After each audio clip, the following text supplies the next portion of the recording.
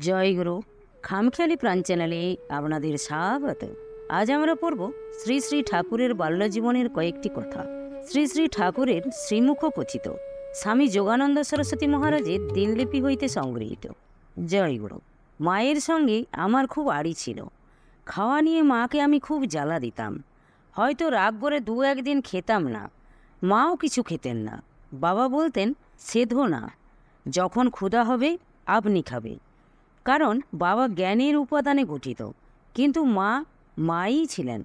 তাকে কষ্ট দিয়েছি বলে দুঃখ হয়, কিন্তু তৎসাময়িক ঘাত প্রতিঘাত ভগবত ইচ্ছায় সকলেরই মঙ্গলের জন্য হয়েছিল। এখন দেখছি মা অশেষ গুণবতী ছিলেন। আমার মুখ ভার দেখলেই তার কারণ অনুসন্ধান করতেন এবং তা দূর করার জন্যে বাবাকেও অনুরোধ করতেন। একদিন রাত্রিতে হঠাৎ একটি বিষধর সর্পের মস্তকে মার পা পড়ে। তিনি অনুমানে বুঝলেন যে যখন কামড় দেয় নাই তখন পা কায়দা মতো মাথায় সম্ভবত পড়েছে। এই মনে করে তিনি পা অত্যন্ত দৃঢ় করে ধরলেন। এদিকে সাপটা পায়ে জড়াতে লাগলো এবং ভীষণ জোরে পা টিপে ধরল। সাধারণ লোকের পায়ের নিচে একটা পোকা পড়লে পা তুলে দৌড় মারবে, আর তিনি কিরূপ নির্বিকাম ছিলেন এতেই বেশ বোঝা যায়। তারপর আমাদিগকে ডাক দিলেন। সেই সাপ দেখে সকলেই অবাক। আমি কাটতে অগ্রসর হলাম, আমাকে কাকারা কাটতে দিলেন না। পরে ইন্দুরবাব সাপটার গলার কাছে এক খণ্ড এবং আরেক জায়গায় আরেক খণ্ড করে পা হতে ছাড়ালেন। সকলে তাকে পিছনে যেতে বললেন। তিনি পিছনে গিয়েই মূর্ছিত হয়ে পড়লেন, কারণ সাপের জড়ানিতে খুব কষ্ট হয়েছিল। ছোটকালে আমার মা আমাকে কথায় কথায় নানারূপ বকতেন এবং বলতেন মায়ের কাছে ঋণী, মায়ের ঋণ এ জন্মে শোধ হবে না ইত্যাদি। আমি উত্তর দিতাম, তুমি আমাকে কেন পালন করেছিলে? আমি কি সে সময় তোমাকে খোসামত করেছিলাম? তুমি আপন ইচ্ছায় গু মুদ ঘাটার ইচ্ছা হয়েছিল তাই ঘেটেছ, তাতে আমার দোষ কি? যখন জন্মাবার সময় ট্যাঁ ট্যাঁ করেছিলাম, তখন তুমি যদি কোলে না নিতে তবে তখনই আমার শেষ হতো, আর তো সংসারের জ্বালা যন্ত্রণা ভোগ করতে হতো না। এখন আবার উল্টো দাবি করছো ইত্যাদি। এই সব কথা ছোটকালে হতো। মা একেবারে অবাক হয়ে যেতেন এবং বাবার কাছে বলতেন, এ কি আশ্চর্য ছেলে, এর কথা শুনে আমি অবাক হয়ে যাই। একে নিয়ে আমি বড়ই মুশকিলে পড়লাম। এ কাকেও কোনো কথা বাদ দিয়ে বলে না। মা কখনো কখনো আমাকে বলতেন, তুই কি আমাকে জ্বালা দেবার জন্যেই আমার কাছে জন্মেছিলি? আমি উত্তর দিতাম, আমি স্বেচ্ছায় আসিনি, তুমি ডেকে এনেছ। ছেলে হওয়ার জন্যে কত রকম ব্রত উপবাস করেছ, কারণ তোমার প্রথমেই দুটি মেয়ে হয়, তাই পুত্রের জন্যে পাগল হয়েছিলে, কত ঠাকুর দেবতার আরাধনা করেছিলে। সুতরাং আমি তোমার তপস্যার ফল, এখন ফল ভোগ করো। এখন বাজে কথা শুনবো কেন? আমার সঙ্গে কেউই কথায় পেরে উঠত না। এমনকি গ্রামের লোকেরও কথায় কোনো দোষ দেখলেই তৎক্ষণাৎ মুখের উপরই তার প্রতিবাদ করতাম। একদিন বাড়ির নিকটবর্তী পালদের বাড়ির কোনো এক স্ত্রীলোক, আমাকে তিনি খুব স্নেহ করতেন, পুত্রবধূ সম্পর্কে নানা প্রকার মন্তব্য প্রকাশ করছেন এবং বলছেন, বউটা এসেই আমার ছেলেটাকে আমার বুক থেকে কেড়ে নিল, সেই যত অনর্থের মূল। আমি তৎক্ষণাৎ মুখের ওপরই বললাম, তোমার ছেলের কোনো দোষ নাই, সে খুব ভালো মানুষ। যত দোষ বইয়ের, বইয়ের মার, বাবার, তার 14 গোষ্ঠীর। এই বলেই সেখান থেকে চলে এলাম। সেই স্ত্রীলোকটি পাড়া তোলপাড় করলো এবং মার কাছে এসে নালিশ করলো। মাও বললেন। কেউ কোনো অন্যায়রূপে মন্দ কথা বললে আমি সেটি একেবারে ভুলতাম না। যেদিন আবার তার দোষ দেখে কায়দা পেতাম, তখনই পূর্ব কথা স্মরণ করিয়ে দিয়ে জব্দ করে দিতাম। এই জন্য মা আমাকে কুট্টে বলতেন। আমি সর্বত্রই উচিত বক্তা ছিলাম।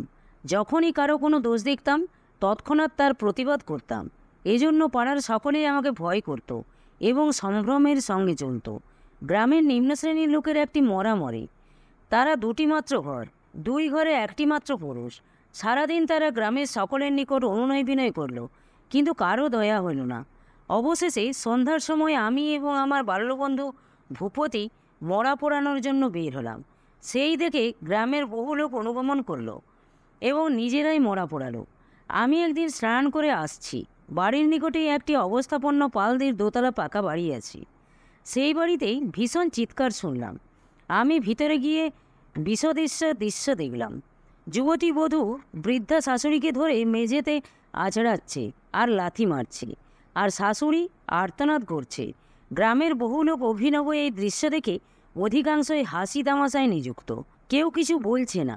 আমি সেই দৃশ্য দেখেই উন্মত্তের মতো ছুটে গিয়ে বউটার চুল ধরে পায়ের চটি জুতো দিয়ে খুব করে পেটালাম। পিটুনি খেয়ে যখনই সে মাটিতে পড়ে গেল, অমনি আমি বাড়ি এলাম। আমার যেন বাহ্যজ্ঞান ছিল না। গ্রামময় হুলুস্থুলুস পড়ে গেল।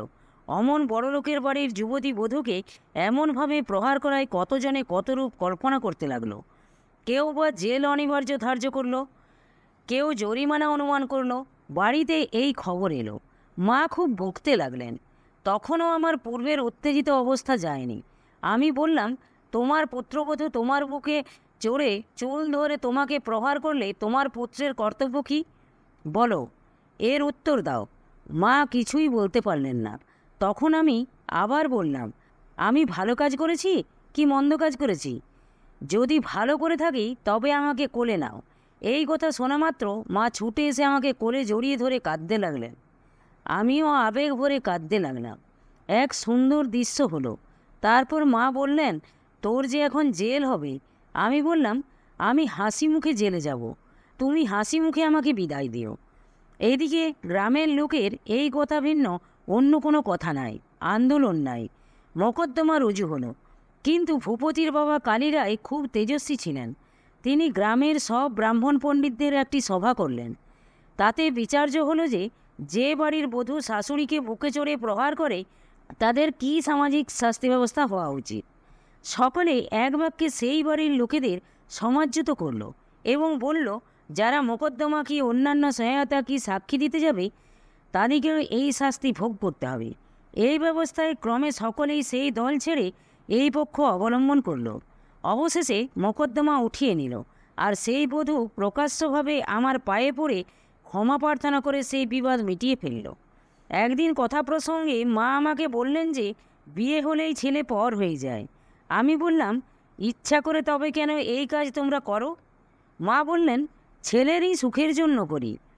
আমি তো আর চিরদিন বেঁচে থাকবো না, কাজেই ঘর দেখবে শুনবে কে? ছেলেকেই বা খাবার দিবে কে? সুতরাং সব বুঝলেও তা না করলে হয় না। আমি যখন বিদেশে থাকতাম তখন একটি স্ত্রীলোককে অনেক চেষ্টায় সৎ পথে এনেছিলাম। মেয়েটিকে গ্রাম সম্পর্কে মামি বলে ডাকতাম। লোকে তার খুব নিন্দা করত, বলতো যে সে চরিত্রহীনা। ভাবলাম কেমন করে একে ফেরানো যায়।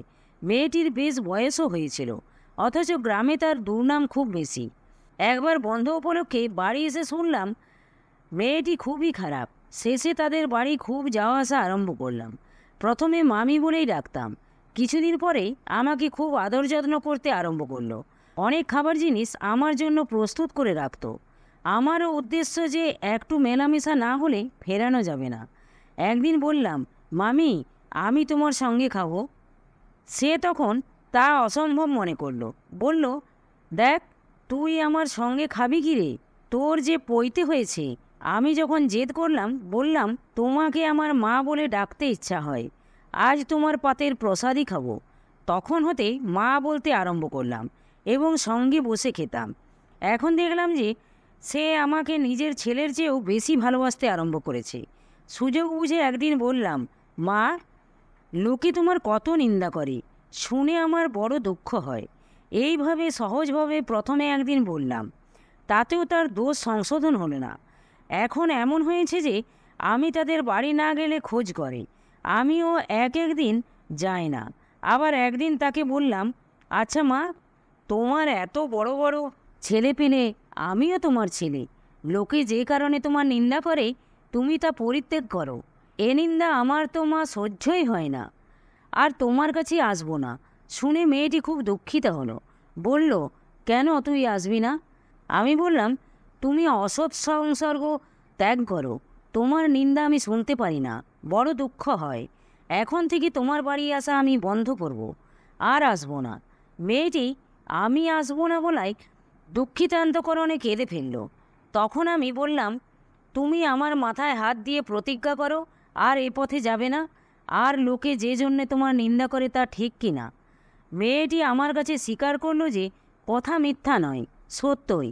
তারপর তাকে বুঝিয়ে গেলাম, দেখো তোমার ছেলেপিলেরা তো কোথাও মাথা উঁচু করে কথা বলতে পারে না, তাদের দেখলে সকলেই কানাকানি করে। আর আমারও বেশ কষ্ট হয় যে লোকে তোমাকে নিন্দা করে। সেই দিন সে আমার নিকট প্রতিজ্ঞা করল, আর আমার কোনো দুর্নাম শুনবি না। আজ তোকে স্পর্শ করে প্রতিজ্ঞা করলাম। সেই থেকে মেয়েটি আর অসৎ সঙ্গে মেশে নাই। শেষে গ্রামে আর কেউ তার নিন্দা করে নাই। সেই অবধি ভালো হয়ে গেল। আমাদের পাড়ায় আরেকবার একটি ঘটনা ঘটেছিল। আমি তখন বিদেশে থাকতাম। একবার পূজার ছুটিতে বাড়ি এসেছি। আমাদের সমবয়স্ক ছেলেদের নিয়ে বুড়োরা খুব আন্দোলন করেছিল। ছেলেরা যে কিসে অপরাধী তা ঠিক করতে পারলাম না, অথচ এ বাড়ি ও বাড়ি পথে ঘাটে কেবল ছেলেদের নিন্দা। কিন্তু কেউ এমন কথা বলে না যে অমুক ছেলে অমুক কাজটা করেছে।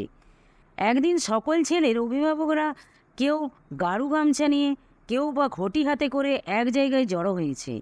ছেলেদের মধ্যেও অনেকে উপস্থিত, আমিও উপস্থিত। বুড়োরা অনেকেই ছেলেদের সম্বন্ধে বলছে, একেবারে অপদার্থ, ওদের চলাফেরা হাবভাব আর সহ্য করা যায় না, ওদের রীতিমতো শাসন করা দরকার, তা না হলে দেশে থাকা যাবে না, ইত্যাদি। তখন আমি তাদের বললাম, দেখুন, আমি কয়েকটি কথা জিজ্ঞাসা করতে চাই, আপনারা সত্য সত্য জবাব দেবেন। তারপর যাকে যা শাস্তি দেওয়া আবশ্যক দিতেই হবে। বুড়োরা অনুমতি দিলেন। তখন বুড়োদের জিজ্ঞাসা করলাম, ছেলেদের ভিতর কোনো ছেলে চরিত্রহীনতার কোনো কাজ করেছে, কিংবা কোনো প্রকার চুরি ডাকাতি বা অন্য কোনো অন্যায় কাজ করেছে, অথবা ছেলেদের ভিতর মদ গাঁজাখোর কেউ আছে? তখন বুড়োদের ভেতর কেউ কেউ বললেন, ওসব কোনো দোষ আমরা দেখি নাই, এমন কোনো কাজ ওরা করে নাই। এই দেখো না, কেমনভাবে চুল কাটে, কেমনভাবে কাপড় পরে, আর কীরূপ এদের পোশাক।